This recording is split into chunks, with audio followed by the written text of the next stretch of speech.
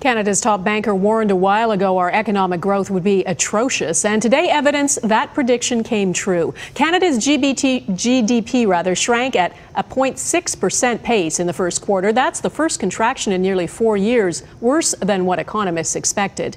The U.S. economy shrank as well by 0.7%. Mike Drolet has more on what's behind the slowdown and how long it could last. When the oil was flowing, Alberta, with its 4% annual growth over the last 5 years, was the envy of Canada. Now you're hearing a lot more of this. My husband used to work oil and gas. Used to, as in more and more people are looking for an out. It's not a very stable job, right?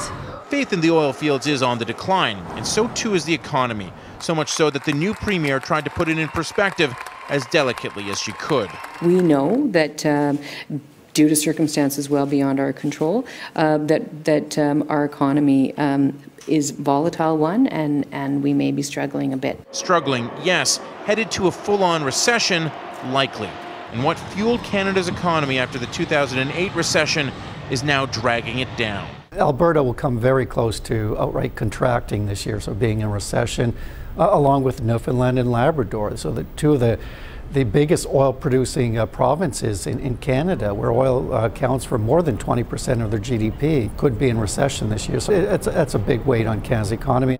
The national GDP has been strong since 2011. To see how important oil is to growth, look at how the two compare. When oil was high, so too was the GDP. Once it dipped, it didn't take long for the GDP to follow suit.